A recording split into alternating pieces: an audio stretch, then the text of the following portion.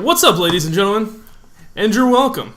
Welcome to Two Beers and a Whiskey, the Retro Modern Network's topical podcast. I'm joined, as always, by Pedro, the pastor, Carasequilo. Carrasquillo. Fuck, why do I think Carasequilo? I don't know why I think that. Think Casio and I don't know. Quesadilla? Like, How long have I known you, Pedro? About a month and a half, 2 months? month and a half. And he's I know his name. I don't know why I can't get it. I've known Pedro forever. There's a difference between can't and won't. So Yes. I don't want to learn your last name. and there it is. The truth comes out. Using last name, just son of a bitch. That's what we do. And to my right, Watson, man, the myth, the legend, Thompson. Hashtag Vanilla Micro. Vanilla Micro for life. Hashtag Vanilla Micro. Watson's topic's supposed to be first this week. What you got, Watson? Nothing as of now. All right, that goes to me. You better think of something real quick, because this is your only job on this podcast, seeing as how you were supposed to make an intro, Oh, it's coming. and you didn't do anything. This has been 6 weeks so far. All right, You alright, Pedro? this is Pedro's Split Beer all over. So let's dive into this, ladies and Try not to gentlemen. fucking laugh. Uncomfortable or embarrassing situations. Oh, this is outstanding. So let me open the playing field here and tell you one of my stories. Just had one just now. Spilling beer on podcast. I was once having sex with my girlfriend in my bed with the window open. Not the window, but the blinds were open, right? Outstanding. Oh, I know this one. She was a very attractive young woman, and my dad was downstairs cutting wood. Not downstairs, but like Chopping wood. But I was on the second floor, right? And when I looked out my window, like, you couldn't see anything down there. Like, you could see past him, but you couldn't see him because he was too close to the building. So we start going to Pound Town. You know, we get freak nasty. I'm crafting my ballad on this young lady's body, and of course she's naked, and my dad's down there cutting wood, and he's going, it's like really loud, you know, the hydraulic press and the chainsaw, so you can't hear anything. So we're going wild up there, and everything's fine and dandy. I'm like, got away with it, nailed it. No one knows anything. And then about 2 days later, I'm in the kitchen, just grabbing breakfast, got my cereals, walking back to my room, and he goes, he turns around and goes, yeah, maybe next time you want to close the blinds. Yes. And I just stopped, looked at him, and then went, and walked back to my room. And then cried myself to sleep thinking about the fact that he looked up into my room and saw my girlfriend's head bobbing up and down, going 100% freak nasty on me. Well, see, it was one of those probably moments of pride. He probably tear came down his eye. Although this isn't the first time I've had a situation like this. The girlfriend prior to that, we thought, I did not realize how thin thy walls were and how thin the ceiling was. I was going to check the acoustics. Turns out it was only about this thick of flooring on top of logs in my room. So we're in the middle of freak nasty one time. This was like 4 or 5 years ago. And he just walks over with a solid object, bangs on the floor above my bed, and says, "Hey, keep it down!" and goes back to bed. And of course, me being my 19-year-old self was sitting in my bed just petrified that my father was going to embarrass me anymore. So, we've all got an infinite amount of embarrassing stories, you know? I have a good one. Let's hear it. That I was just like had flashbacks the entire time you were telling this story. I was 14 or 15 with a friend of mine, Charlie Rogers, we went to school with. Oh, hello, Charlie. And Hello, Charlie. And we went down to the beach in New Jersey for a week together. We were in Sea Isle City, which is outside Ocean City, I believe. I'm sorry, did you say Sig Heil City? Sea Isle Sea Isle City. Sig Heil City. Honestly, the only one here I'm worried about being a white supremacist is on the other side. But there were these two girls we palled around with all week, right? And there was two of us and two of them, and it was like, And, you know, and 14, 15-year-old boy, you're hopeful. Yeah. And the first time they hung out with us, we went out on the beach and we were swimming. And it was the first time I went swimming since we got there. No, yeah. First time you'd ever gone swimming. And I was just wearing regular shorts to swim in, gym shorts. And I jump in. No. Classic amateur mistakes, sir. I don't think it's going to be what you think it's going to be. Okay. They stayed on. I jumped in and they came over. And it was cold in there, I'll say that. But it was cold. Started walking out and the material just clung to my skin. Oh, no. So there's no baggy. Mm-hmm. It's all skin tight. Mm-hmm. And I look down and you can see the outline of my member pretty well. I mean, it's... You got a piece on you? You packing? I've been told I'm packing. I mean, it ain't a double-barreled shotgun, but it gets the job done. It's like 9 mil. And the whole world could see it that day. So what are we talking, like 9 mil, like Beretta or a high? No, we're talking a 40 Smith & Wesson. Okay. Really? Yeah. Okay. Thank you. I'm generally intrigued. I'm not bragging, but I'm rocking like a 22 down here. So I got out of the water and I was kind of facing them duelist style to talk to them because I knew right away because I could feel the wind hitting my junk, and I'm talking to them like this, just standing out on the beach, and they're like, "Why are you acting all weird?" And Charlie was yelling at me for acting weird, and I don't think I actually ever told Charlie this happened. So if you're watching this, Charlie, this is why things went down the way they did. Let me tell you a story. They were asking me questions, and I'm like, "Do you have to go to the bathroom? Is something wrong?" And they just kept fucking interrogating me until I sprinted off. I just sprinted off towards the beach house. Ran away. Forrest Griffin. I like it. Runs away. I was just like, Some say he's still running to this day. But the one girl, the shorter, they were like cousins or something. She looked down and she did see what the issue was, and it was rather embarrassing. Now, you know what you do in a situation like that. Hang on. We need the kicker. There's no kicker. Oh, okay. There's no kicker. They can see your penis. Yeah. Oh. Two girls saw his penis. Were they attractive? Not the one that saw it. Oh, well, that's... 2 girls saw your penis. Well, you're lucky, whoever you are. Feel honored. Yeah, but as a 14-year-old kid, you're not thinking about that. You're just thinking about how horrifying... I was horrified. And the fact that it didn't... it never went anywhere with that, it was even more horrifying. Because they saw and they walked away from that. That's brutal. Hang on. Okay, we need to backtrack. You know, like a deuce isn't a very high caliber round, right? Yeah, that was the joke. Okay. Just making sure we established that. Moving on. That was the joke. Okay.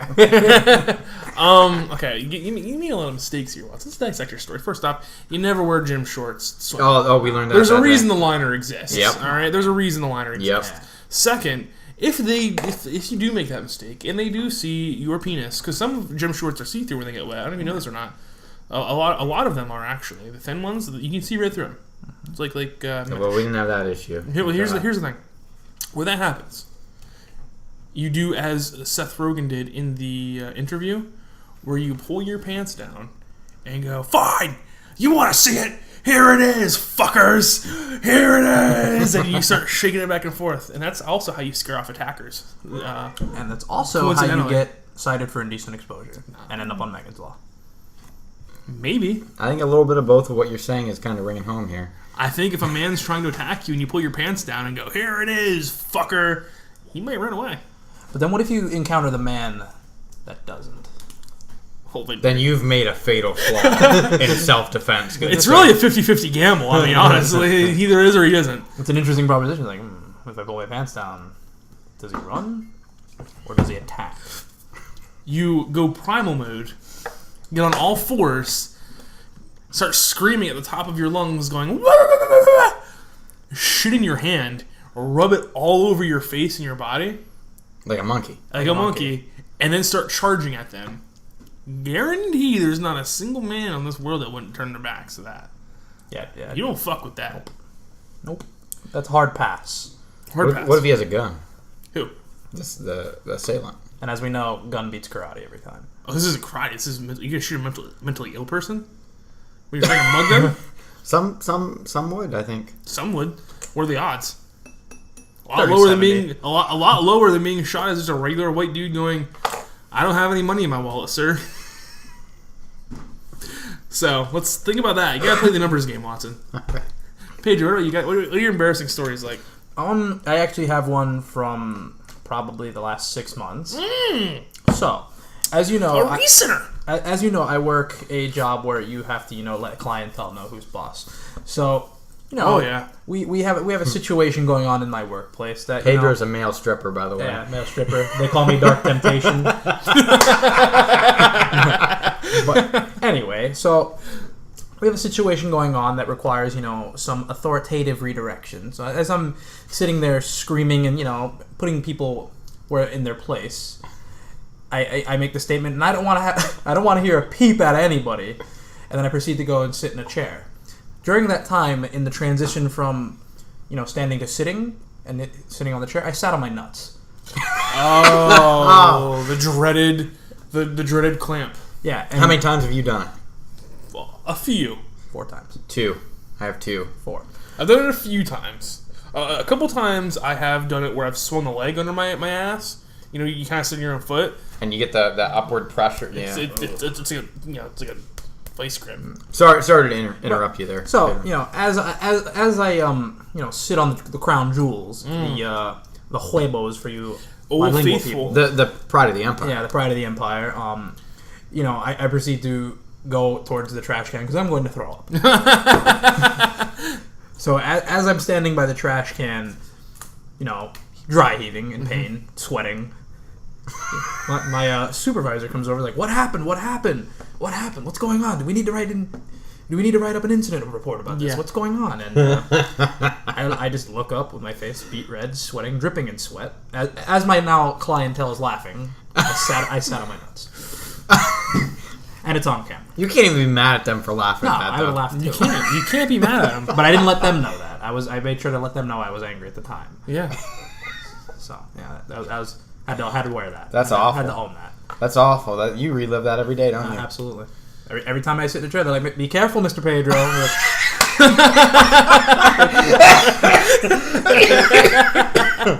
What'd you have for lunch? Tortillas. Oh. They'll get you every time. Oh, that's not a fun regurgitation. Just one of those haunting moments in my place of employment that I will never live down. I have another funny, embarrassing story that it's more embarrassing to tell this story than it was to live this.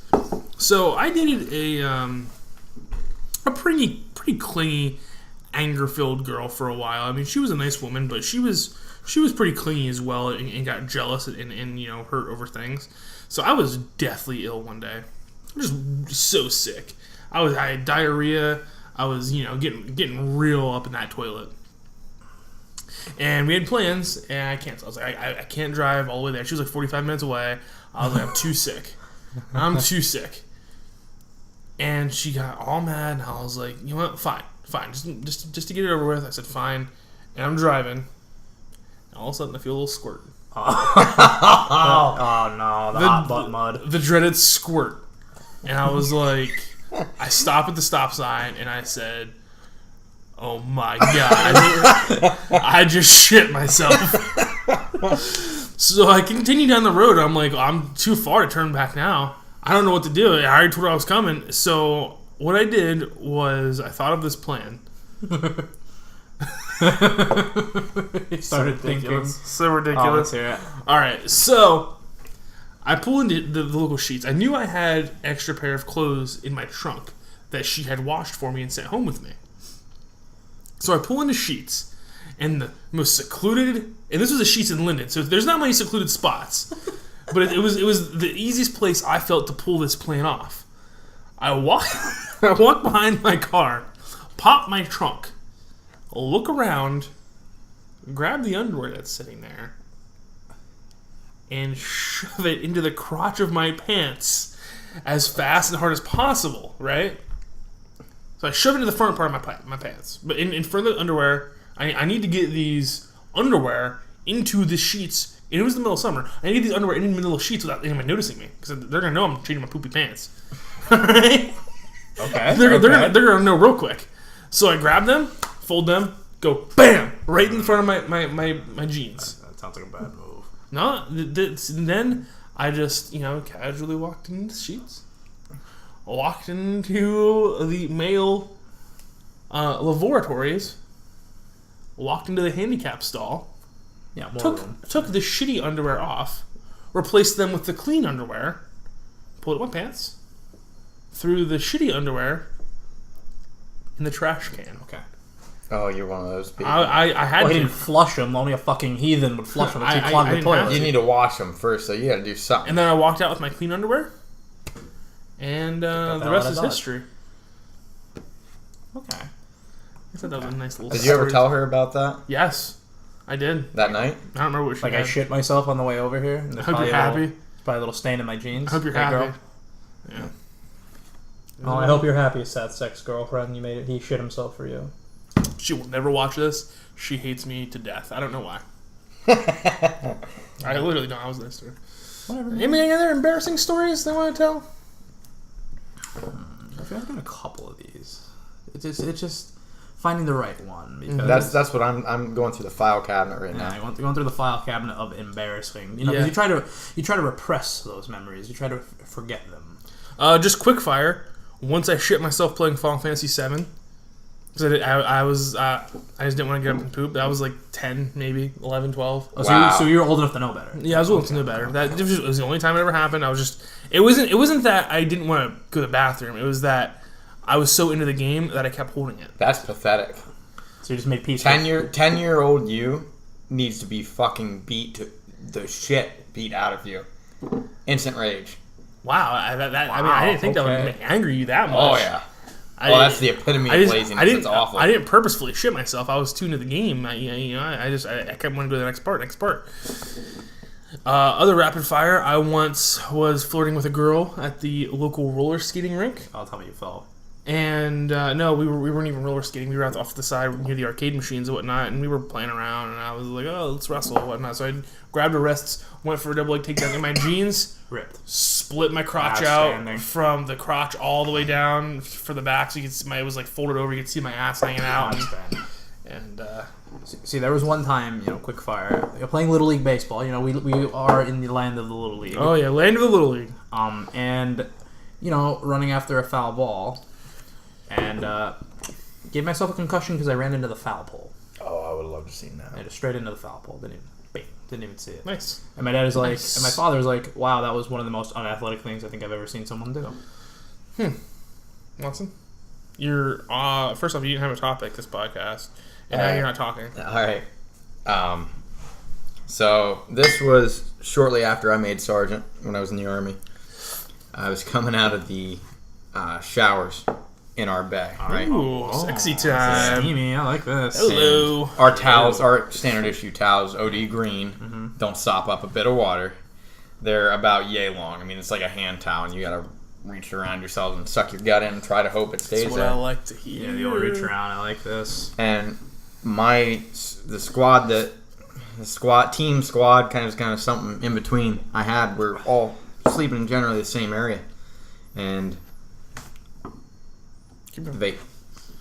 And I walked out to where the room that we're all staying in, and it's empty. And it's like 10:30 at night, so it's not empty unless they're smoking outside. And I can see right outside in the smoke area, and they're not out there. Like, well, what the fuck is this? And I take a few more steps, and I see one of, not to be taken out of context, one of my privates in the corner. And he's just staring at me. I'm like, what the fuck are you doing? Please tell me he was touching himself. And he looks at me and kind of goes like this, and then I hear, get him!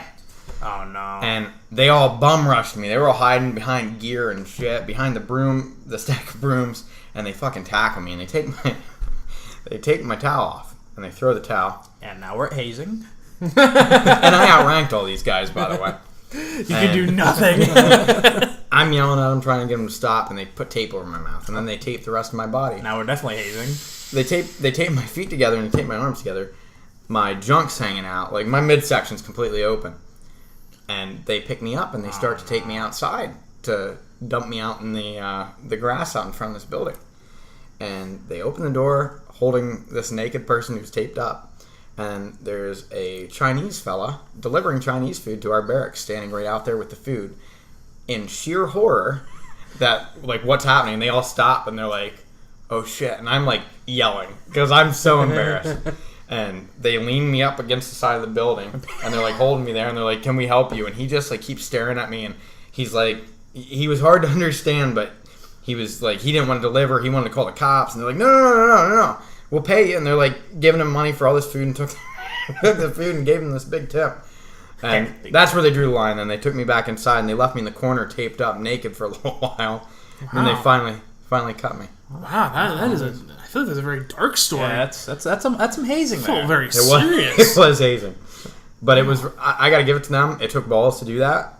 And I respected them more for it. Okay. So, and it was hilarious. So now that Watson's here, I feel like this is an appropriate time to tell this story. So Watson and I were at our brethren's bachelor party one time. And unfortunately for me, I had just gotten a new debit card. So I got to the Gettysburg, as it's been known to be called. If you don't know, it is a place of much Civil War bloodshed. It's a pretty epic area. And there's a strip club about 20 miles or so outside town, right? It's a real fucked up place. There's dead animals. Sensations. There's dead animals mounted on the wall fucking each other. It's real crazy. And I think it comes stocked with two middle-aged guys doing cocaine off the toilet seat in the bathroom. Yeah. So it was a crazy night. So anyway, we get to Gettysburg. My car gets locked out. So I'm living low for this entire bachelor party. But we didn't have a choice. We were going to the strip club, and we sit at the stage because that's where everyone sat, and I wasn't going to be the weird one out. And of course, I sit next to Watson. And these dancers just come over and start shoving their tits in my mouth, start straddling me and like rubbing up against me. So I didn't have any money to give them. But me and Watson devised this strategy of passing bills under the stripper's leg when she comes up. She's doing the grind. She kind of does this roll. When she comes up, as they call it. The ship roll. And she like pops up, and then like her ass comes up real quick. See, what happened, Pedro, is we got the timing down in such a way that when she would come up, he would pass me the dollar bill, and I'd shove it in. And we're talking like a half a second window here because she goes up. She goes up and down real fast. That takes chemistry, gentlemen. I mean, first off, I just want to point out, I was not into the strip club scene whatsoever. I was not happy with that. It was very awkward. Yeah, I was like, this feels wrong and exploitative. I don't know how I feel about this personally, but it was the only time I've ever been to a strip club. Wasn't crazy about it. I don't think I'll ever want to go back unless I'm forced to again for a different bachelor party or something like that. So. I feel like the strip club bachelor party is so played out. I'm not a fan. Yeah, I don't need that. I just want to sit down, hang out with my buddies, maybe do some crazy shit. Like a camping trip or something where you just drink. Yeah, right. And then like you let them know what a huge mistake they're making, and they let you know what a huge mistake you are making. No, what they're making by not getting married. No, by getting married. Okay, I see. You're different context. Different context. He's trying to throw a hint right now. Flash back to throwing shade. Yes, that was. I forgot about that. That was embarrassing. That was embarrassing because more for you. I didn't have any money. I was a strip club. I mean, they were getting paid. You didn't get caught? No, I didn't get caught. caught. It's just impressive at that point. I mean, it is impressive. We were like, but it was embarrassing for me because to me, I felt like a sack of garbage. You know, I was like, well, because they obviously don't know that I got locked out of my ATM account. Right. They're just strippers. Yeah, they're just strippers. Just strippers. Anyone else got any funny stories to drop a load on here? One more and then skate on in the next window. Right, I'm trying to really think of one that comes to mind. It's hard because I've got a lot of them. Mm-hmm. You know, we all have those humbling moments. You know, whether it be you rip your pants in public or you know you shit yourself driving to see your girlfriend at the time. Yeah. I can tell you one that happened to me while I was a employee of our favorite retro store in Central Pennsylvania. So Spyro the Dragon. So it was Black Friday, and we're sitting there doing good business, wheeling and dealing, and I talk this family into buying a 3DS. Like, you should buy this 3DS, buy it pre-owned, I'll cut you a deal on it and all this stuff. So I got the sale going hook, line, and sinker. Mm-hmm. And so it was at the time where, we weren't really thinking to clear browsers. Oh, no. So no. I sell this to this family, and about a week later they come back. The lady just comes angry, like, "How dare you, sir? What kind of business are you running here? What kind of operation is this?" That type of lady. Yeah, and I'm like, "Ma'am, whatever it is, could you be talking about?" And she's like, "You don't know?" I'm like, "No." She's like, "There's porn on this 3DS." I'm like, my first thought, I'm like, the 3DS has a web browser? Was my first thought. Yeah. Second thought, what fucking genius thought to hide the porn on the handheld? The genius, I'll tell you who, because I've lived it. The genius whose mom caught them jerking off to porn on their computer or TV and confiscated them. Oh, that guy. So if there's any moms out there listening, first off, if you're single, what's up? Second, if you're trying to take porn away from your young boy, there is no length a young man will stop at to watch. First off, to jerk it, and also to see naked women. I would have literally snapped my best friend's neck to see the boobies of a female when I was 12, 13 years old. I don't think there was any lengths I would go to, any lengths I would stop at. That would prevent me from seeing, because the thing is that women don't realize is that it's so insane for a boy going through like puberty. Yeah. All you think about 24/7. There is literally, if there is nothing else in your mind other than how am I getting laid.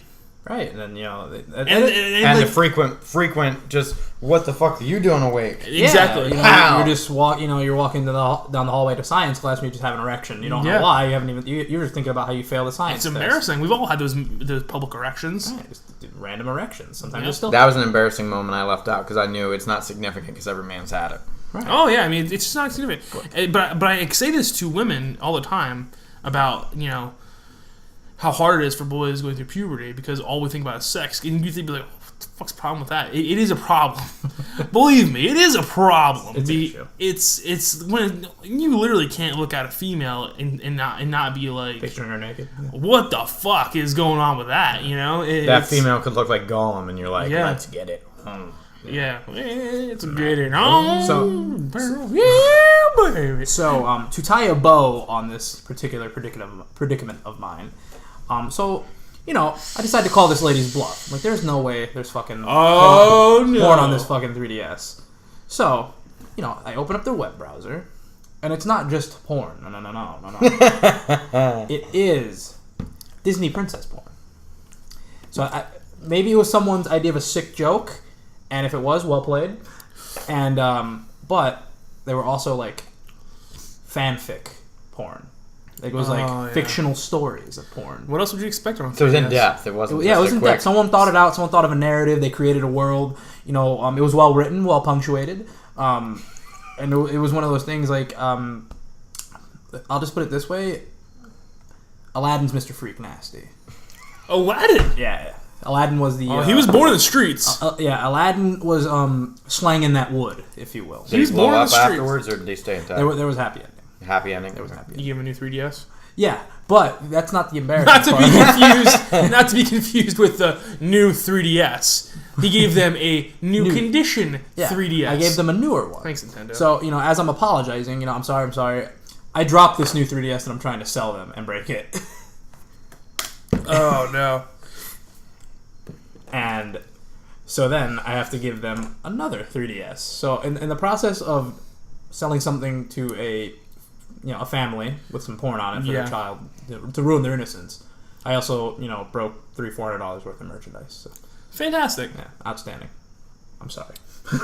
Oh, good God. I'll move into a topic. I have a couple of these, so we'll kind of rapid fire these. Rapid fire. If they don't take very long.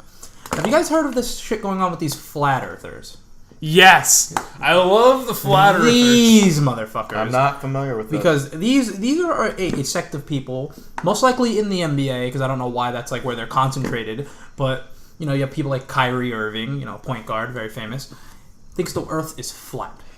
Oh yeah, I did hear about that this. The Earth is flat, and you know they come up with these whole arguments in regards to why the Earth is flat. And my thing is, of all things, like, you know, you could paint the picture that dinosaurs weren't real, evolution's a lie, but really the Earth is flat. Right. So I just wanted to present that little nugget to the discussion table, and we'll sit there. It's funny because I just listened to a podcast, The Fighter and the Kid, shout out, last night that they talked about this. And Brian Callen, who is a very smart man, you know, not a professor by any means, but a very smart man. These guys are friends with Joe Rogan and Brendan Schaub, who's the co-host, was a professional UFC fighter. They basically denounced this man and made fun of him. And the flat Earth thing isn't new. This has been going on for years, where people have been like, you can't fly over Antarctica. And then someone just flies over Antarctica and takes it and videotapes it, and they're like, that was photoshopped. You can't fly over Antarctica. And then, what gives them credibility is these small things that they just latched onto, like a woman. Like you know how, like, you're an argument. I guess men do this too sometimes. If you're really a shitty arguer, because I know a guy that does this, and it's really fucking annoying, where you're having an argument, and someone says something that's very wrong, and you counteract with a very valid point, but you put a minuscule detail in there that might be wrong, that's not related to the point at all, and then they start concentrating on that because they know they got trumped. Yeah. You know? I know what you're talking about. Yeah, so that's the thing that happens. But what happens with these flat earthers is they do a similar concept when trying to do this flat earth theory. One of them being that NASA digitally enhances pictures of the Earth. So one of their claims is that there is no real picture of the Earth from outer space. And they claim this. They say, we've never been to Mars, we haven't been to Mars. We've never been to the moon. We can't get past the asteroid belt, or the radiation belt, I'm sorry. And we've never been in space. And all these pictures are fake. All these people that went to the space is fake. Some of them think there's a hole in the middle of the Earth. There's a hidden population living underneath. Hidden population. It's just another conspiracy theory that's gone like Atlantis. Yeah, like Atlantis. So we can tie it into even conspiracy theorists, like these people who just like these the people wearing the foil hats and I just don't understand like how these people they go to good schools. Like Kyrie Irving, he went to Duke. Yeah, that's a good school. Great school. Yeah, I have a problem with that analogy, though, Pedro, because not professional, but college level athletes, professional level athletes, they will get into schools. And they will get passing grades because of their athletics. True. We both know this. Let's look at a local school, Penn State. Now I love me some Penn State Nittany Lions. Don't get me wrong. I love me some Penn State Nittany Lions. But I know for a fact, because I know people that have gone there, that Penn State definitely gives out passing grades. It's way easier to pass if you're drafted by scholarship to Penn State. Right, but still, you would think in what? You would think in that, in an academic institution, we would at least teach people that the Earth is fucking round. Yeah. Well, I mean, he's obviously learned that, but he's rebelling against the ideal. He has turned his back against that. But it's like prevalent in the NBA and the NFL. There's forward thinkers in the NFL who denounce dinosaurs. Also think the Earth is flat. Like, I don't know if that's like them living with being living CTE patients or just rampant stupidity, and it's just one of those things like blows my mind. It blows my mind as well. Blows my. But the flat Earth theory is absolutely insane. But let's talk about some other conspiracy theories that. Because I really love a good conspiracy theory, Pedro. Watson, I love a good conspiracy theory. We have a lot of late night conversations about these. I love a good conspiracy theory. One of my favorites is the JFK assassination. Oh, gee. Second shooter?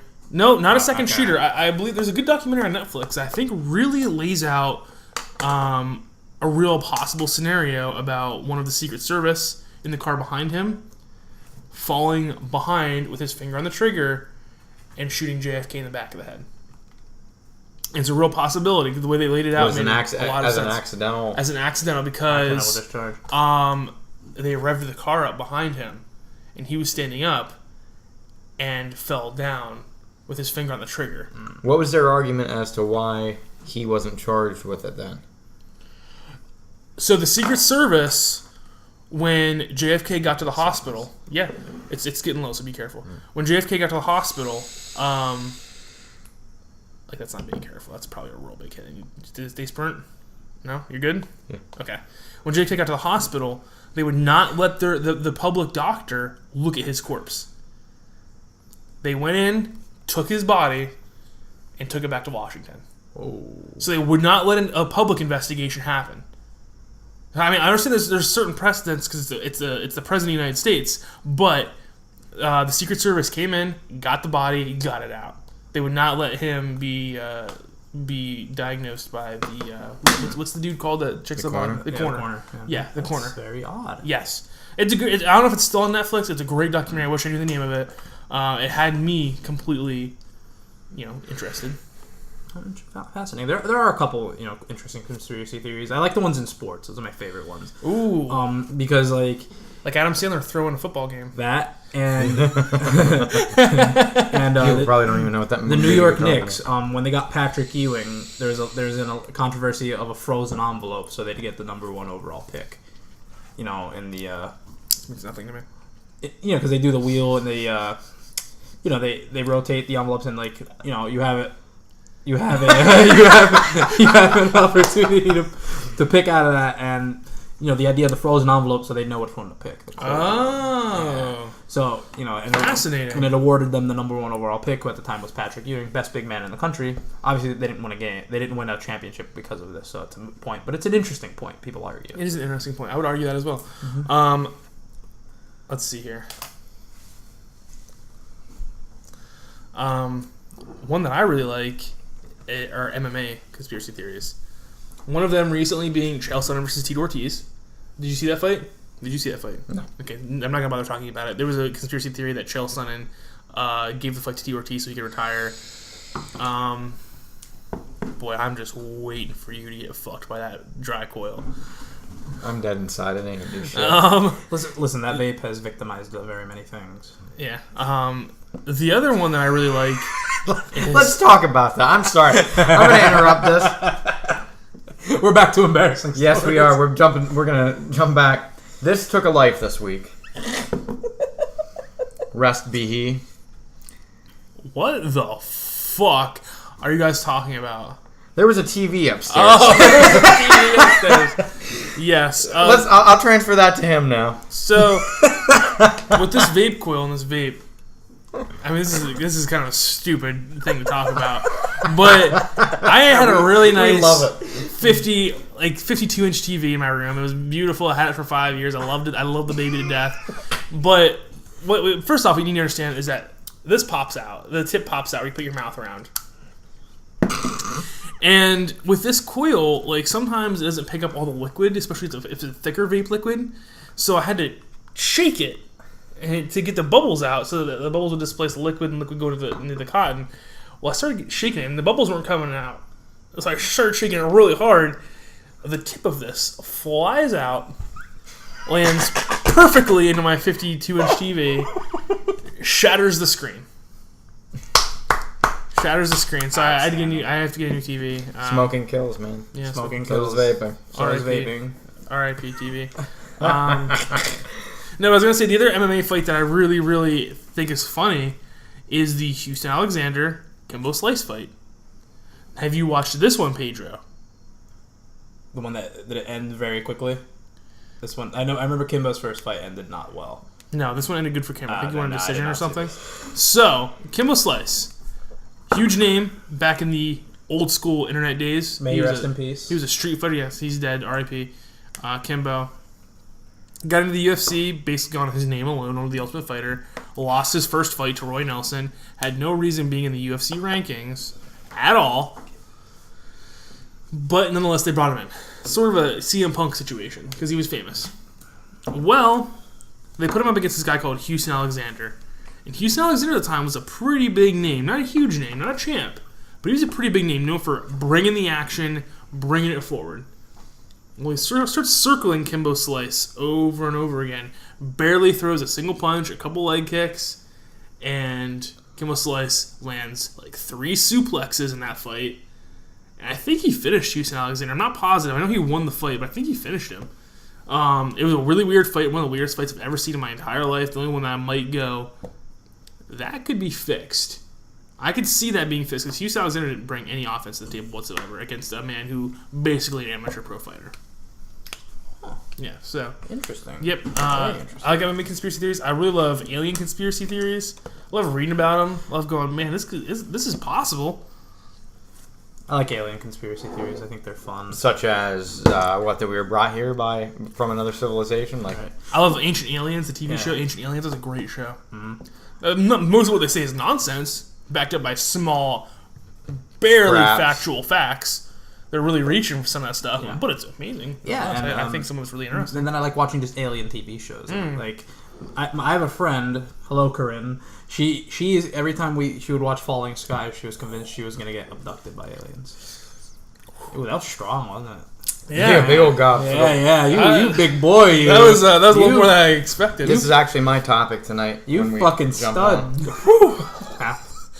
Yeah, sent chills down my Feeling spine. good? The mead. Yeah, feeling good? Are you proud of yourself? I drank it like it was fucking Pepsi. Yeah. I'm real proud of you. Today. Thank you. You know what? I'm happy you're here, buddy. Thank you. You're having a good beard day today, by the way. Thank you. Absolutely. And like, I like the shirt. You're showing a little bit of sleeves there. Like, I like Thank that. you. Like, that's a good vibe. I like a good vibe. You know what? over I here. feel good today too. Thank Good you. day. It's a good day. You Moving guys on. are great. So, one last thing I'd like to bring to the table because it's been a prevalent issue in the recording of these shows. Chrono. Oh my fucking cat. Chrono the cat. Okay, let's talk about Chrono the cat. This dude's a beast. Seth, I leave it to you. Chrono the cat he's interesting because he's not a normal cat, and everyone Fuck no. everyone who has a pet is like, oh, my cat is special, my dog is special. Chrono's a special. But this cat really is very interesting in the way he approaches things. First of all, being that he is the most vocal, loud cat I've ever met in my entire life. Not just when he wants something. No. Just for any reason whatsoever. Just for anything whatsoever. He's He'll like, run down meow. the steps and just go... and like, he just makes noises over everything. Yeah.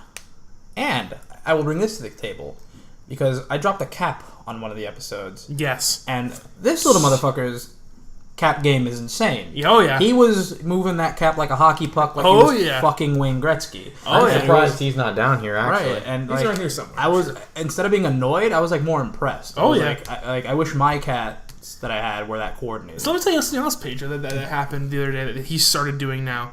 When he is hungry, because I'm trying to cut his food down because he's been eating a lot. Right. You don't want him to be tubbing. I don't want to be tubbing. He's getting a little chunkier on the midsection, and I don't want him to lose his agility because he's a very agile cat. I don't even know this. He's a very agile cat. Yeah, no, he's got some moves to him.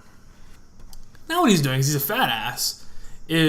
I'll be sitting there playing Persona or some other game, and he dips his paw into the water and goes, shh, and flings it at me, and then looks at me. Like, what you gonna do about it? And if I ignore him, he does it again. And flings heard his him. paw water at me. He's training you. Yeah, and I'm like, no, I am not. But eventually I do give it. I don't want water sprayed all over me.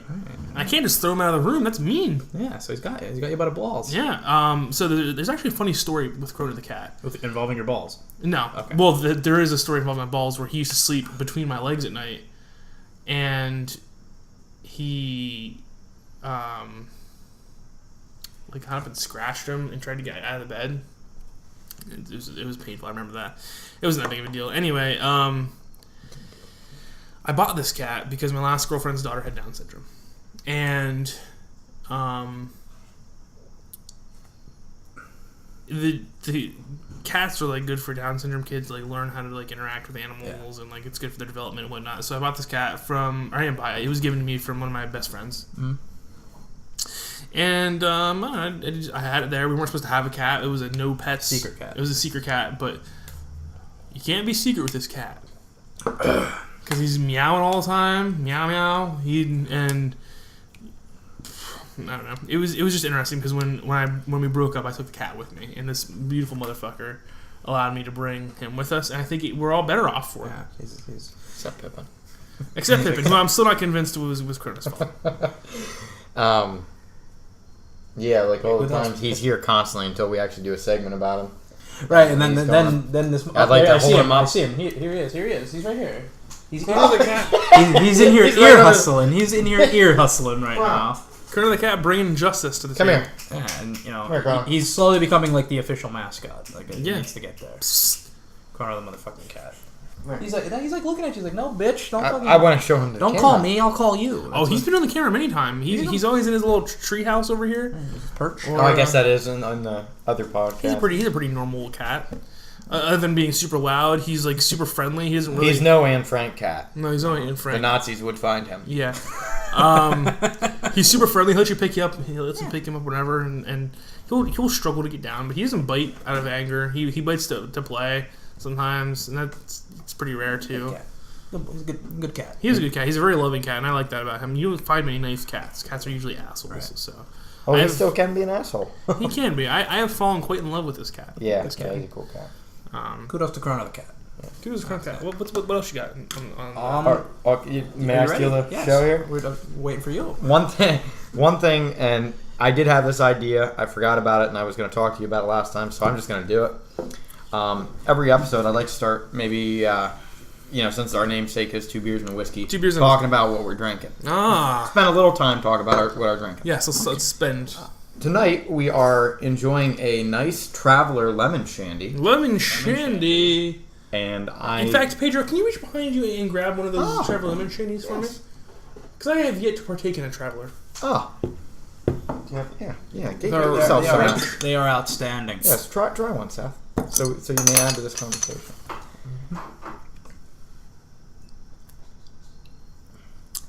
Outstanding. Yes.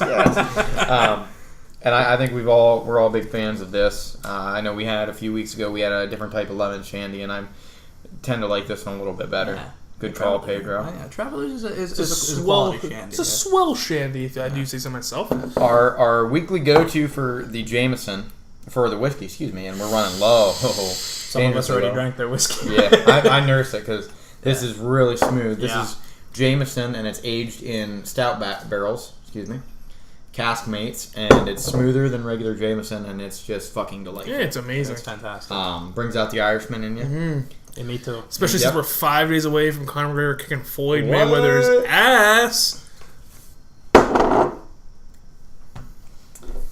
it has a good body, very smooth, goes down easy. And then finally, we threw in a variable this evening with wine, and this is no ordinary wine. This is mead, which is honeyed wine. It's fantastic. Isn't it good? A little strong.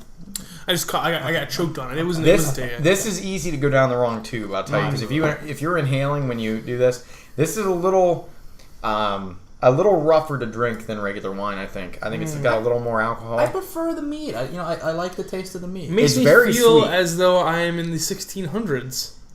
Something very Try like the 500s. There's It something, makes me there's feel as something, though I'm in the 500s. there's something very, like, I don't know how to it makes me feel very masculine. Yes. Yes. Very masculine. So I just Drink feel like mead a out fucking of- man drinking some motherfucking mead. Now you guys have wine glasses. I have a goblet. That's because you were drunk and bought one. We didn't do that. Yeah. We'll get on it. I accidentally bought a $30 goblet on Amazon. $30 goblet. This is a $30 goblet. Okay, I can't even judge you because I bought like Starberries on. Now let me Amazon explain for to you what $30. happened. I was out at the old Ye Old Corner.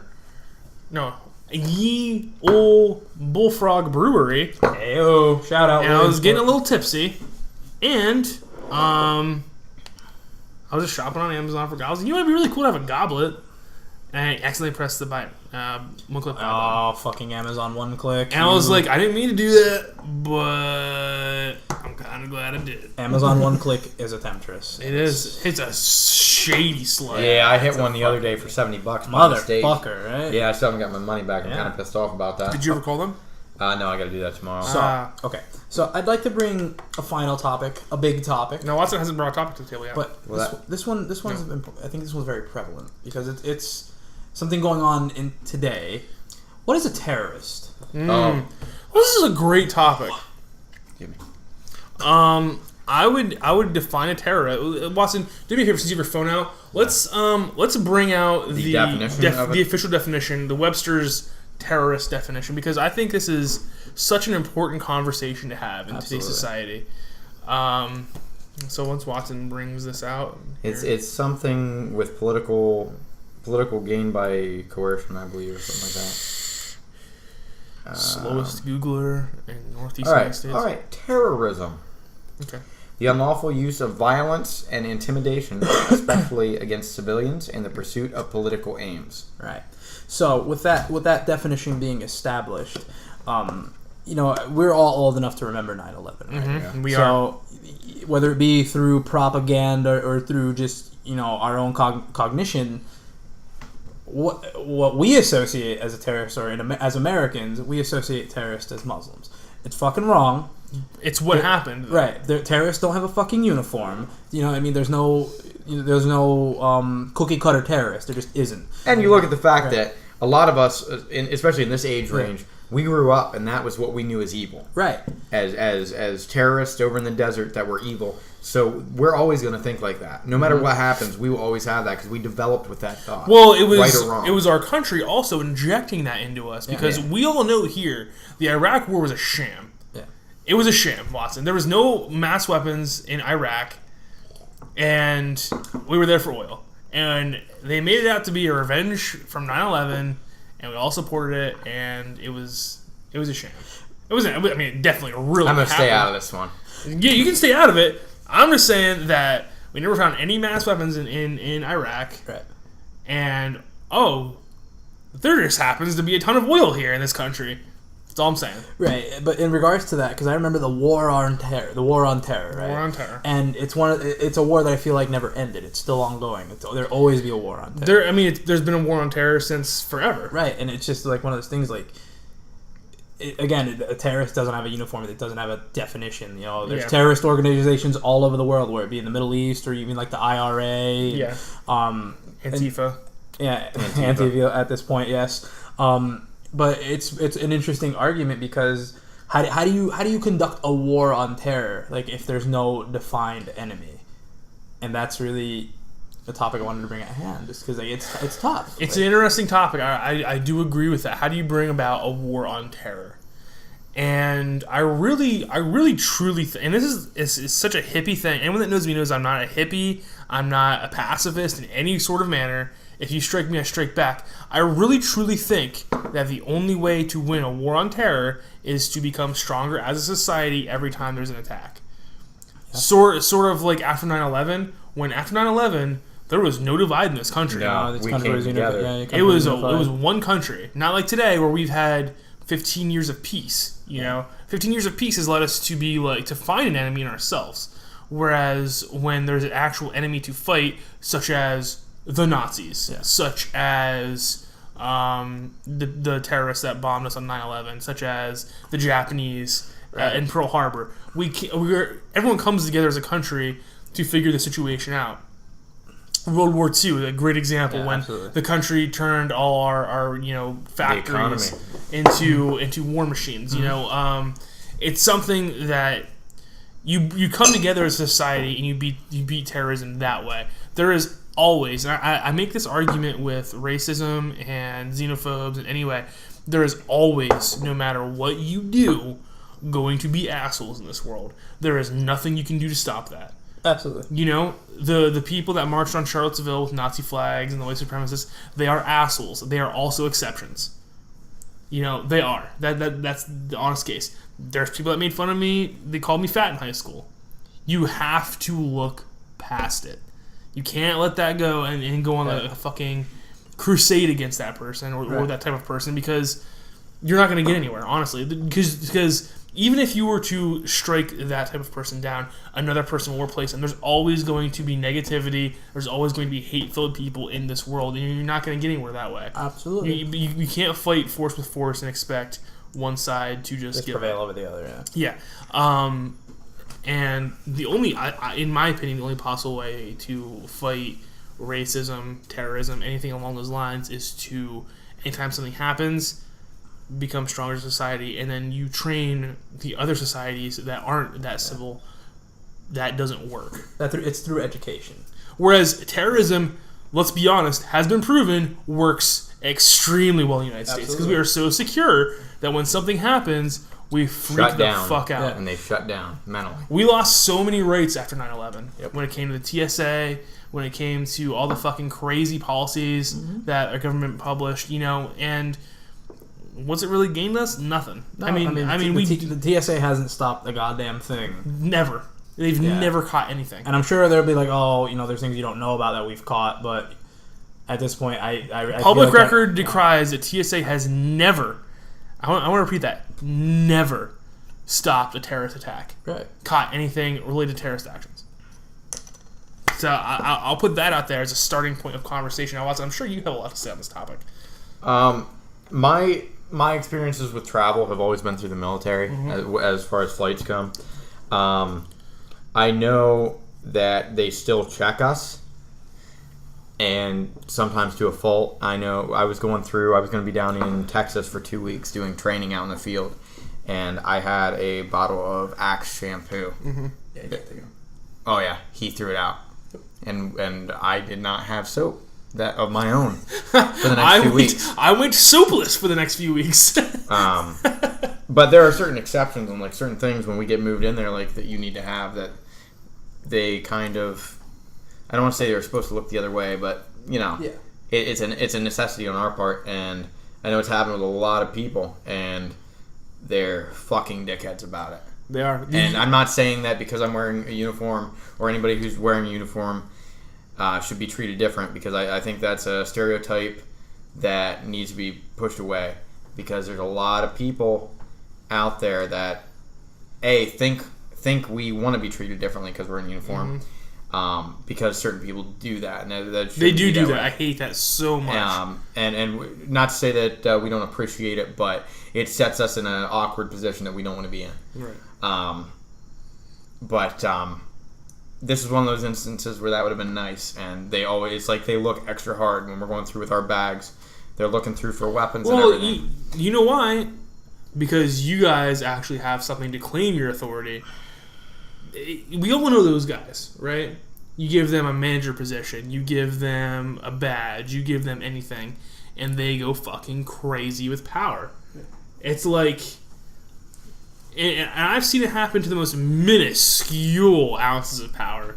You give them not even a real supervisor job, but a temporary, small. Hey, I need you to fill out this list. Yeah. Boom, triggered. Yep. And now they become fucking monsters of rage with power. But I would actually let's the original topic, which was terrorism. Let me hear your thoughts on terrorism. Oh, I thought you were talking about the TSA. No, the topic is terrorism. You kind of went into TSA with that. Well, I went to TSA because it was a subject of terrorism. What do you want to know about terrorism? I want to know your thoughts on terrorists. What is the Watson-Thompson opinion on terrorism? In essence, to me, no matter whether it was some, and back at the definition we talked about politics was in there. Whether it's a political ideal that I agree with, maybe. Not to say that all political ideals that terrorists have are horrible, but they're usually coupled and fueled by something else. They're walking fucking targets to me. Well, yeah, they're walking targets to everyone, I think. That I can't take them seriously is my issue, and I think we give a little too much credit in a lot of ways to them. Now, not to undermine the fact that they are resourceful. Absolutely. Especially some of the bigger groups are very resourceful. They're running their own branch of the CIA. Right. But I think we give them, as a society, way too much credit. So let me ask you this: do you feel like the terrorists have won? Because I sometimes do. In regards it's to not over. Yeah, in regards to the way they spread terror, in that, and the way that they spread fear. Anytime you travel abroad, that fear is there. Or anytime you're going to France, especially. France anytime you're going to a major city or a major event, that thought is always on your mind, no matter who you are. I wouldn't say they've won. I'd say that they're on the road to winning. Yeah. I think that this country needs to get its ass in gear on both sides of the fence and drop the petty bullshit that both political sides are pushing, because they're both doing it. Oh, yeah, absolutely. And drop the petty shit, drop the pride, and unify, because a lot of people think it's just about politically what's going on here, but the more division we have in this country, the more they're going to win, and the more you're opening up fucking windows for them to jump right through. I'm going to be honest with you. I feel like we're ripe for the picking right now. Oh, we are. We are, as we ever were. I feel like it's coming. And it's our own damn fault. Yeah. It's no one, it's you have to hold the blame. We have to hold ourselves accountable for that, because so many of us are doing stupid fucking shit. And you need to focus on what's really important, and like you said, look past certain things. Yeah. Because you're not going to change everything. Focus on what we can help, what we can see, what we can grasp, what we can do. Like, okay, I'm sorry. I need to say this because I think it's very important. If this country keeps going in the way it's going, it's not going to matter because we're all going to be fucking dead. You know, like, if we get invaded, right? Because there's real threats out there, right? That aren't other races of ourselves. Right. There are real threats. North Korea, ISIS, these other terrorist organizations. If they were to straight up pull an attack on somewhere, it doesn't fucking matter if you're white, black, Chinese, Indian. We all fucking bleed. We are all made of bone and muscle. You will die because it doesn't matter at the end of the day. Like I'm sorry, like the history of it isn't what's dictating today. We fucked up North Korea. We really did. And the Americans, we literally eliminated 12 of their cities. And I get that. They hate us, and they were out of the Chinese. It was a sticky war. Some say a war that we should have never been in, right? But it was something that we did, and we have to accept that. Yeah, it happened. But at the same time, it's like, what the fuck are we supposed to do? Just let these motherfuckers, go off on that rail? And I'm part of the camp that I don't think North Korea's ever going to do shit. They've proven that time and time again that they make false threats. But they do have the ability to do that. Yes. And they could do that. Same with ISIS. ISIS is a much more real threat when it comes, in my opinion, where, they don't care if you're black or white or Chinese. If you're not in their belief system, they will pop you in the back of the fucking skull. And I'm sorry, it's just hard for me to take people seriously when we have these problems that are very, very real. And then you're marching because someone called you fat, or someone called you a slut on the internet, and someone called you some racist term on the internet. And it's like social justice warriors. It's like you have to wake the fuck up at some point and realize that there are entire cities, towns of people across the world that are being exterminated. Yeah, not just ISIS. Look at Africa, a lot of the tribes. You look Mexico, even in Mexico, the cartels, and 600 miles, 900 miles south of us, the people are getting fucking beheaded by the dozens in the streets, and it's like, are you guys fucking serious right now? I know this is a terrorism thing and not a social justice warrior thing. I'm not trying to turn on that, but there are very real threats. I'm not saying that your fight doesn't count, but it also kind of doesn't. Again, we all bleed. We're all the same color on the inside. Who the fuck? Pedro, I love you to death. Absolutely. You're a little darker than me. Mm-hmm. That's what makes me, me being different from you. That's what makes us being able to find common ground. And exactly. What I mean? When I see people who are different from me, or when I experience other cultures, even when I moved from the city to central Pennsylvania, it was culture shock for me. Yeah, but you know what I mean. I enjoy some of the things I never got to experience. And you bring your own culture with you, right? And you share that. Yeah, and that's what I love. I love that as an American. There's no definition of an American. An American isn't a white flag waving guy. That's not. Right. That's not what it is. Right. I'm an American. You're an American. You're an American. We are all unified under the same, under the same banner. And it's just one of those things that if. I never understand those people who oh, you're different than me, I don't want you in my country. No one race has a claim to this country. No. We're all certainly if there was a race to claim this country, it would not be anybody sitting here. Right. But theoretically, me and you. Very minuscule. Native American. Like our toes. But I'm a quarter. But again, it's one of those things that our diversity is what makes us different from everyone else. That you can be Chinese American or Hispanic American or Irish American. Throughout history, every time these mass groups of people have migrated to our country, they've been met with racism and people who don't want them here. It's just one of those things I never quite understood. I don't understand why in human nature we're so divisive, and I don't get why. I think, and honestly, I believe I do know the answer to this because I was listening to this dude, and I forget his official title on the Joe Rogan podcast. He was a doctor, and he wrote the book, and I forget what had his doctorate in.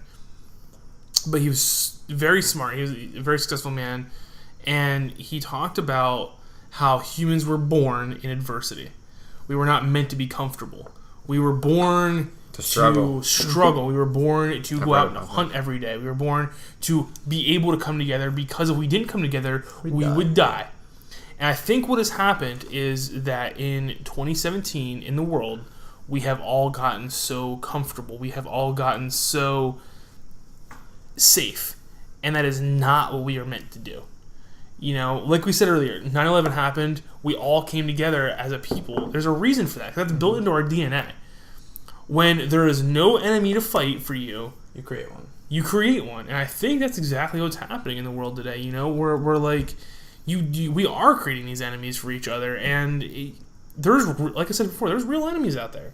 There's real people to be fucking scared of, and they only laugh when we're fighting amongst ourselves. Like Pedro, I'm sure you dealt with racism growing up. Yeah. Fucking left and right. Yeah, it happens. But, anytime I have ever encountered racism, the minute someone says something racist to me, I just consider that person an idiot.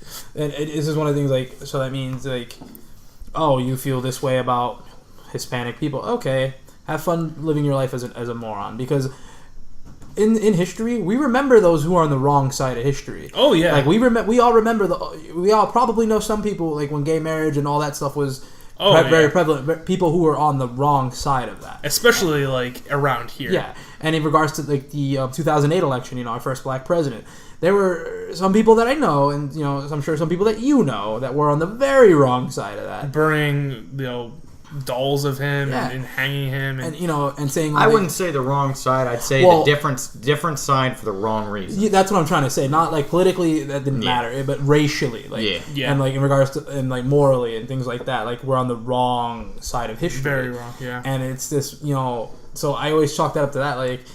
Maybe I meet this person 10 years later, hey, remember that time you didn't want, these people in your country? Well, who are you to deny these people? And who are you to deny, these people the same rights that you have? You know what I mean? It's just one of those things, I just don't understand it. And it comes through education, they were raised that way. So until we educate our children and educate our future generations in regards to being more accepting of people, of diversity isn't a bad thing. No, it's not. It's very weird to have a group of people in one room and all think the same. That's scary to me. Yeah. You know what I mean? So that's a cult.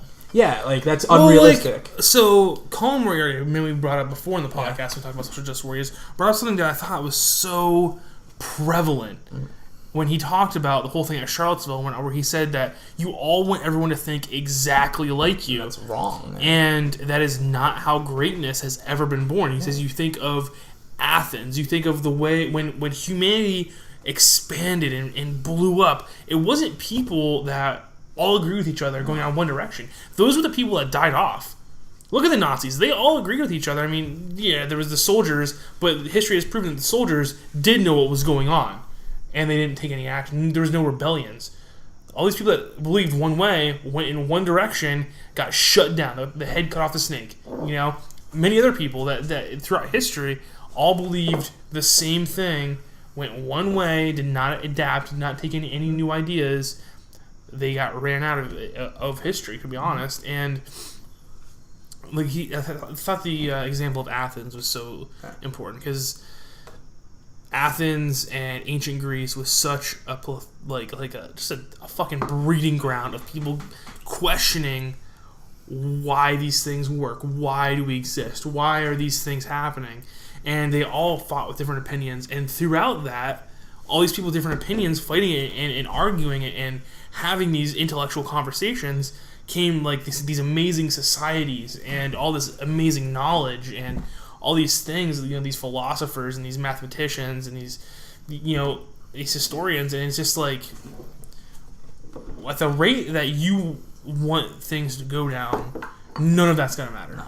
No. Like you want everyone to think exactly like you. You want everyone to make you the victim. You want everyone to, you want everyone to see you as superior.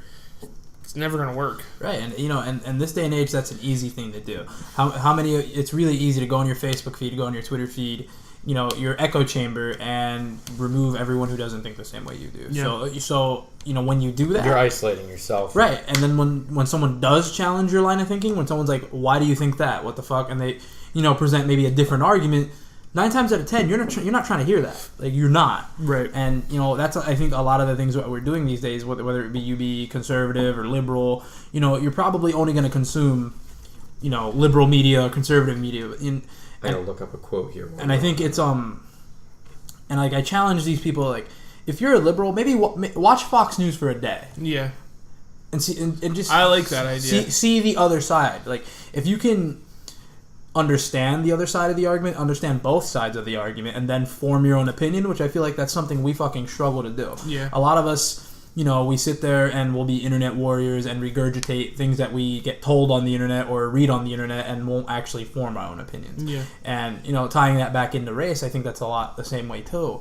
And in regards to even terrorism, like, what is a terrorist? How many times do you see somebody who's Muslim get on a bus and all of a sudden they have all the room in the world? They have no one wants to sit next to them.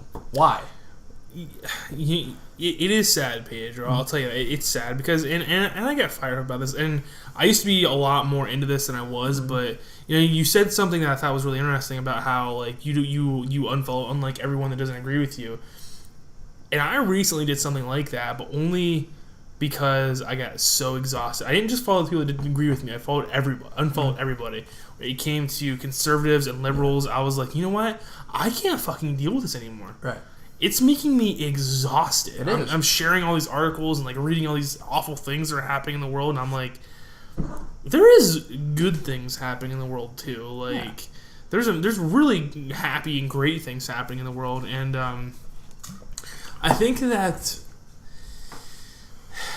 I think I've been in. I'm not trying to toot my own horn here. I really swear to God, I'm not. There's something about combat sports and combat, or like something in general, where like you learn to not judge people by how they look. Absolutely. Right? Because you never know. You wrestling, martial arts, football, probably, something along those lines. Where like I have gone in and sparred guys who did not look anything like me, who maybe I didn't like at the beginning, but by the end, we shook hands because we both expended everything we had. We both showed what we were worth to each other, And I think that says something, that changes something in a person, because I'll be honest, if you're walking down the street and I look at you, I am not judging you by how you look as a person, the color of your skin, your face, whatever. I'm judging you by, are you smoking around your baby?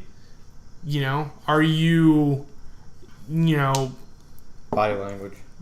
Your body language, yeah. Like, are you being a general piece of shit? Are you not being a general piece of shit? Do I see you arguing with your girlfriend and pull her arm and drag her down the street? Do it like it's not about how you look. And I know for a lot of people that's not the case. Right. I know there's white supremacists out there. Right. I know that there's racists out there. And I know there's racists on the other side too. Oh, absolutely. 100%. Do I see you hit people with sticks and beat them to death? That like these are things I'm going to judge you for, not by how you look going down the street. That's not how I work. And I think that I did that for a lot of reasons. I think one of the reasons is karate. Karate, MMA, because again, I've had so many confrontations with people that don't look anything like me, but have pushed me to my absolute limits. Especially in MMA, where like you fight someone who's a good wrestler and they're gonna make your life fucking miserable forever. They're gonna get on top of you and you're gonna cry like a little bitch, right. And they're gonna slap you around and fuck you up. What do you got, Watson? You got something Jumping back to what your point was with getting secluded with people that think like you and not wanting to hear other sides, other point of views. This was a quote I heard a few years ago from President Barack Obama, and I myself. Oh, you old President Barack Yes. Obama. I want to put this on the record. I liked Mr. Obama. I'd like to sit down and have a conversation with him. He seems like an interesting person. Some of his policies I didn't agree with, but I did like him as a president. Yeah. I think he was a good guy. And politically, I was not a fan. But I heard this, and I had a lot of respect for him for this speech. He was in Iowa at a college giving a speech. And this is the quote: "Anybody who comes to speak to you and you disagree with them, you should have an argument with them, but you shouldn't silence them by saying, 'You can't come because I'm too sensitive to hear what you have to say.' That's not the way we learn either." That was his quote, and I heard him say that, and I couldn't help but smile because I've been waiting to hear a man like him who had so many, for 8 years had so many eyes on him, for better for worse. I wanted to hear that come out of his mouth. I finally heard that, and that put me at peace with a lot of things, because that is the single biggest issue we face in this country today. Oh yeah, the absolutely. single biggest issue. And how long ago did you say he said that? That was a few years ago. Let me see if I can get a date on this. After his presidency? Or before? No, he was still in office. This article is 2015.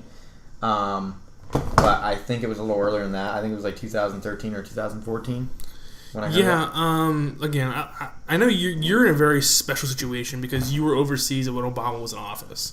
And I think that puts you in a very special situation when it comes to his presidency. But as someone that was just here in the country, just fucking around, playing video games all day, and watching my mom... God, I have to cut that out. Watching so many people get so... angry at him for no reason. It was and the same thing's happening today. And I don't agree with it.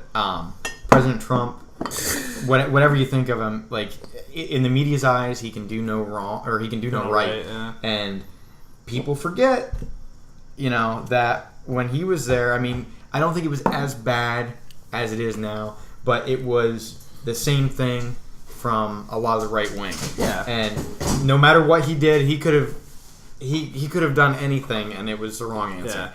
Yeah. And I think of that now as the shoes have switched feet, so to speak. And you're seeing the same thing and the same arguments that came from the opposite side the last 8 years. Yeah. And I just want to tell every one of them to shut the fuck up. I really do. And it's one of those things you got to watch too, because the mainstream media is killing Donald Trump. And killing Donald on the Trump. record, I would like to urge people to maybe start watching some BBC News, because as I whether I agree with a topic or not, I don't want you pissing down my back and telling me it's rain. Okay. I want to know the truth. I want to know the neutral standpoint, but the truth. And BBC is the closest I have found to that. BBC News. And fucking rash. And it's bad when you have to go to another country's news source to find out accurate shit going on. Have you ever heard the quote? I think this. I saw this quote in a Metal Gear game, but I've heard it somewhere else too. But the quote is, "There's no such thing as facts, just interpretations." Yeah, I've heard that. And sometimes I think of that, and that's so true, because I could tell you something 100% true, but you can interpret it so many different ways. And the way you tell it can and change how he interprets it. Mm-hmm. And it's one of the things that blows my mind, and I think the media is very guilty of this. Yeah. Oh my God, yeah. I can tell you that I could say, yo man, did you hear about people shutting down the Nazis in Charlottesville last weekend? Or I could go up and say, hey man, did you hear about the people that were silenced by the other side this weekend? Both of those things, technically true. Mm-hmm. Does not tell the whole story in the slightest, where there is a white supremacist group of people marching on somewhere and a group of people that are against them. And what a lot of people don't realize about that situation was that the police pushed the white supremacists into the crowd of the anti-protesters. That's no good. And what the fuck did you think was going to happen? Right. I mean, yeah, no shit, violence was going to break out. Hey, Chrono. Stop that. Chrono does what he wants. But yeah, and then speaking of that, everything. We all know what happened in Charlottesville. I don't really want to get too far into it. But did you see the fallout from all that? Where a lot of these guys who were in that photo are losing their jobs. Oh yeah. Oh yeah. What do we think about that? And then there were people that were accused of being in that photo that were nowhere near. They lost their jobs and they came back and proved. We were just talking about this the other day about internet detectives and then how they can be both good and bad. Oh, Shia LaBeouf. Yep. So I guess we can move that to our next topic: internet detectives. How much time do we have? I have no idea. As much time as we want. It doesn't really matter. Yeah. Go ahead, Watson. One thing I wanted to touch, and actually You need a topic, I'm sir. sorry. It is a topic. Absolutely. It's not mine, but I'm going to use it. I'm sure you guys saw on our YouTube posting the gentleman that left the comment. I would like to elaborate on that. Hang on, read the comment. I didn't see this. You didn't see that? No. Is this appropriate? Absolutely. Right. Mr. Roast Biden commented a week ago, "This was awesome." Which, thank you very much, Mr. Roast Biden. We really do appreciate that. He said, "By the way, I'd like to hear your porn star preferences. You could call the subject wanking with whiskey or whacking with Watson." Very creative. Thank you very much. And I love it. That's outstanding. I forgot about this until I was, kind of racking oh shit, what's my topic going to be? And I think that we should. For the love of God, grab that. I believe that we owe Mr. Roast Biden an answer because he's asking, and I believe he should receive. I would like to hear your personal preferences because I sent you what I thought last night was a golden gift. I forgot to ask you about that. I thought that was a golden gift, and you didn't even comment. I didn't because I was waiting for a dick to fly out. I'm like, this is one of those ones where there's gonna be a dick. Yeah. I got one of those via Facebook Messenger today. Fuck you, Shane. Fuck you, Shane. Shane, we'd like to thank you. Yeah, I mean, okay. Really? I thought that was a golden porn gif, if I did say so myself. So hang on. Who is your favorite porn star? You see, I have a straight up 100% answer. So do I. Do you? Mine's teetered, but honestly, I probably at this point, Mia Khalifa. Mia Khalifa! Yes, my man. My fucking man. That's my favorite too. Number one, I'd like to start with adult film industry aside, and we're just gonna sound like pigs doing this anyway. I'm gonna try to be. We've already offended half the world. Pretty much. I'm gonna try to be professional about this though, since this is kind of a different topic. And yeah, I'd like to start with saying that she is an incredibly brave woman. Oh, because incredible. When she, okay, I didn't realize what you were saying at first. I thought you were being sarcastic. Holy shit, is she brave? Absolutely. Yeah, absolutely. Yeah. What no, the fuck? I was not being sarcastic. When she started out, if you guys don't watch porn, you do. Or you fucking do. Yeah.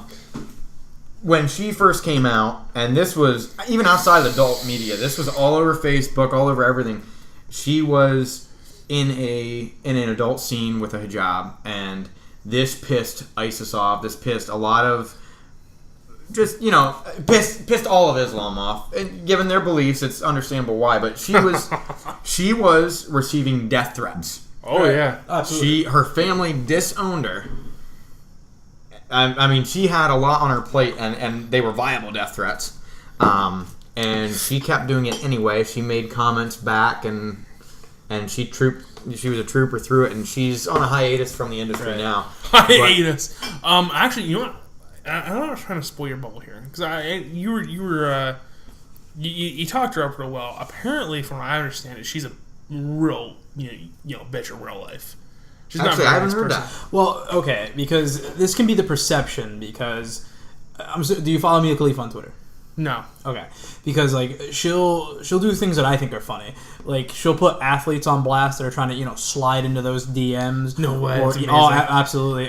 She's recently done this with Michael Delzato when he was a member of the Philadelphia Flyers, trying to slide into those DMs, and she basically shared what he was trying to say.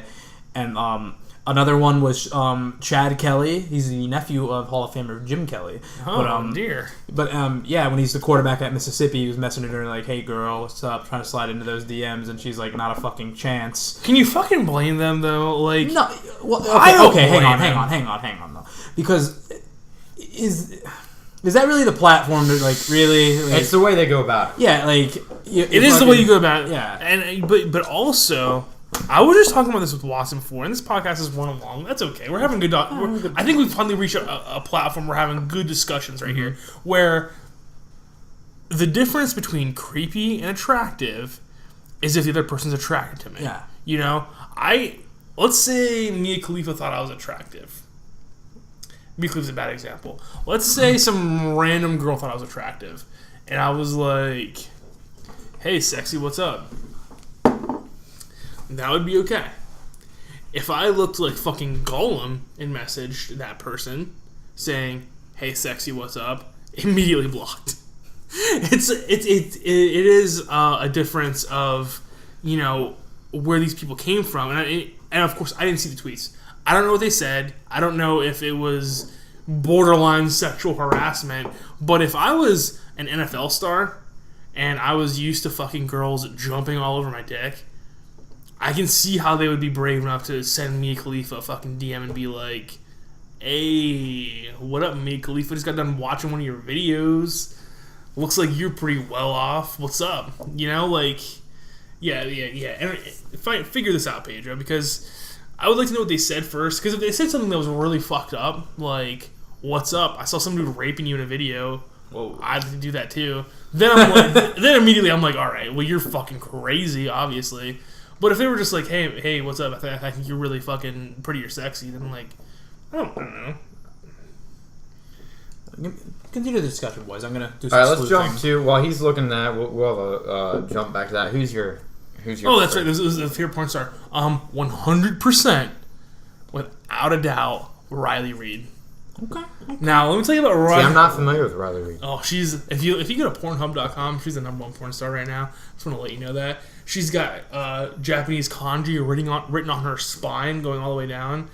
Now, see, gentlemen, this is a funny story because I have a soft spot in my heart For Japanese kanji. for small, petite, brunette women. It has been the downfall of me lately. We have seen this. It's made my life very difficult. Today. No, well, Today. Well, today I was trying to be a good person. It wasn't downfall. It was just a waste of time. You know, it was more of a I just got my day fucked up a little bit. But you know, for a solid 2 years, I got fucked up because I shouldn't say this. I feel bad about saying this now because Don't she's feel being bad. nice to me. Who gives a fuck? She wasn't nice to you then. Speak your mind. I got fucked up because I was so in love with this girl that was, in my opinion, the perfect girl for me. And by the way, gentlemen, a girl that still sets off fireworks when I see her. And it's just I got this type, you know, and she fits those types for me. But I'll tell you who else is pretty amazing. That Angela White girl, known for having sex in a library, got kicked out of her college. Nah, Oh for real? yeah. Oh, yeah. That's not an uncommon story. That's been like a 2 or 3 person story. Now, Pedro, I can't help but notice that you are actually going through I'm looking all for the her tweet. tweets. Yeah, I'm looking for it. Maybe it would have been better to let's just Google Yeah. Mia Khalifa putting NFL player on blast. Come on. We're playing with that shit. He's probably bored and hungry. What was he knocking around? I don't quite know. I heard something rolling. Go ahead, come here. He got to confiscate whatever he has. No big deal. We have. Let me see if the New York Post has the tweets. Okay, here's the.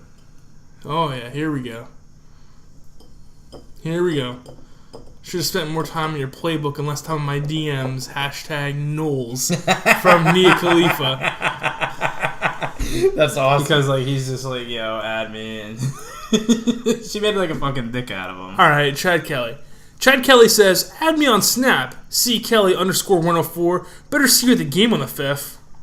She says, I'm only following you for Seminole Recon to find your weaknesses before the game. Also because last chance you. Oh yeah, haha, you're funny. What did you think of the show? Weakness 1. Can't resist urges to slide into DMs of girls out of this league. And I'll be honest, that was a little savage. And also awesome. the post. And That's also the fucking post. awesome. He didn't say anything that was fucked up, though. He didn't say anything wrong. There was no reason to put him on blast. He was just trying to flirt with a girl that he thought was fucking hot, and he had the confidence to do it. I mean, I think there's more. Oh my god! My shoes! Fucking Chrono, god damn it. How about no? But it slides to the point where he's trying to slide to the fuck. You can read past that. He's trying to slide on DMs, but he didn't do it in such a disrespectful way as I've seen other people do it. Oh no! Like, no, what was her? Alana Pierce? Is that the IGN girl? She's super hot, very attractive woman. Posted this video on YouTube I saw the other day about how she gets guys giving her rape threats for her reviews or whatever. Yeah, I've seen that. What does she do, gentlemen? But messages their mom with a screen cap. That's awesome. Of the conversation and sends it to them. Sometimes she even messages the girlfriends of the people that did it. Good. Whoa. Talk about a fucking savage. Right, that's outstanding. Because that's deserved, right? Yeah, fuck yeah. I don't think it's deserved if the girl is like Mia Khalifa. She obviously has like millions of followers. I'm sure, probably 2 million followers, right? She got really popular. She got really popular. If an NFL player sends a DM into her inbox, like trying to take her out, or like flirt with her or whatever, I don't really see a reason to try and like embarrass that guy, or like maybe I'm just like not mean-hearted. But like, why are you trying to like fuck? Like, you didn't really at the same time, mean. though, you got to imagine how many of those does she get? No matter who it's from. True that. That would get so old. Right. And I'm sure being a porn star is a very different scenario where like she can pick whatever she fucking wants. Yeah. And it's important to keep in mind she's a performer. Yeah, they're an entertainer, and I don't think outside of that they want to be seen. I'm sure they don't want to be seen just as that persona that they take up, because that's all anybody sees of them. I mean, she's a woman. She's a human being. She deserves as much respect as anybody else. What she does for a living, it's essentially it's no different than any other movie star. Right. And it's just what our mind, what they produce allows our mind to go further. Right. And then, but in respects to these other assholes who, like, when Alana Pierce got all that harassment for like a review scores, and you're threatening to rape somebody over the internet, like, oh yeah. That should be publicized. Right, no you know what I mean? Oh yeah, absolutely. No mistake. Like, I feel guys. like that should get you on Megan's Law. I really do. Yeah, because those thoughts are in there somewhere. And the fact that you're bringing them. Like, if we start taking online threats as serious as verbal threats, which I don't understand why we don't. I know. I don't understand why we don't. People wouldn't be so fucking privy to go, I'm going to rape you. We should take. Yeah. Because it's still coming from you. Yeah. Yeah, you typed it. I don't understand what the fuck the problem is. And honestly, you had more time to think about it before you pressed enter. Yeah. You just thought it wouldn't count. Yeah. But capping on that portion of this segment, I think that we need to start. I mean, this isn't the 1960s, 1970s anymore. We're not looking at what were the big productions back then. Deep Throat. Yeah. Debbie Does Dallas. There was so much so much pushback against that, and they were not seen as real people. They were seen as monsters, animals, as just dirty people. And I think that, I mean, it's 2017. We need to get past that and start realizing that they're real people. They have, they should be able to go out and do anything on their free time that we do without getting this. And I've watched segments on that where they show tweets and stuff that they get from people. It's just, I'm sure they're pretty fucked up. It's brutal. It's disgusting. And it's like there's so many people out there that are willing to do that, and that goes back to what you said about holding people responsible for what they type. I kind of try to treat everyone with respect, even when people fuck with me on the internet. I'll fuck with them back to a certain extent, and to entertain myself. But 99% of the time, I just ignore them. Just if it's someone that I feel like is going to make me entertained by messing with them, if they started like I don't know, someone tweeted in like our gaming podcast, like, oh, you guys are fucking, you fucking Vita dick suckers, like we, like, fuck you guys. I'd be like, all right, sir. Yeah, what do you got? What do you got to the table? We encourage heckling, like we do. I enjoy being heckled. I enjoy a good heckle. You enjoy a good heckle every once in a while? As you both know me, I am probably, I wouldn't say a huge troll, but I've been known to do some trolling. Oh, a little bit. So, in regards to that, please troll us. I told a girl the other night who had a belly button piercing that I also had a belly button piercing. and that I got it because I wanted to attract the women with belly button piercings, so I had something in common to talk about. Guess what? She started talking to me about it. And I was like, it's got a 100% effective rate. On that note, gentlemen. Sweet. Holy Jesus. I hope she doesn't watch this.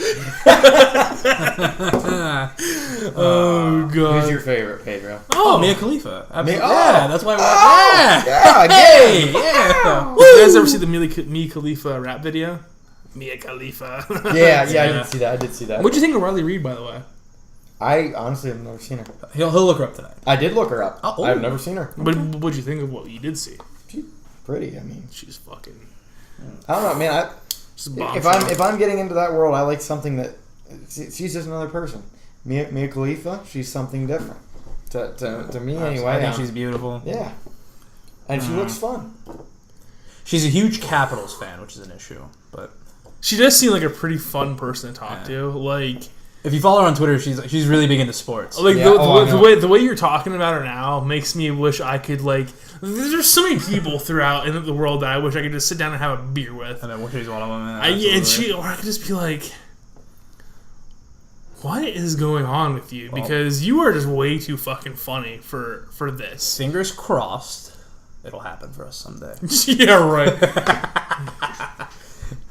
Mia Khalifa, Colin Moriarty, Greg Miller. Barack Well, Obama. two out of three that actually happened for you. So I didn't have a beer with them. I talked to them. yeah. And I probably could I'd still like to have talk. a beer with Barack Obama. Oh, absolutely. I'd have a beer with any president, just about. Just Yeah, right. And we try to publish the podcast. Not And we Bill get two Clinton. bullets in the back of the fucking head because we said the wrong thing. Worth it. I don't know. I wouldn't do Bill Clinton because I don't want to roofie.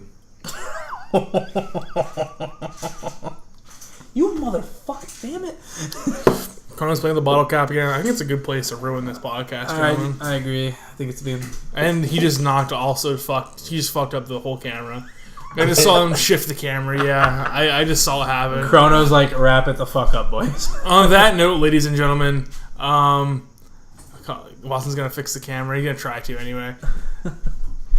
Thank you for watching Two Beers and a Whiskey. Remember, if you liked this video, to like the Retro Modern Network on Facebook and share us with your friends. We really appreciate some feedback. This is a new podcast. I think we got a good thing going here. But until next time, ladies and gentlemen, you're welcome. Keep on drinking. I finished all mine.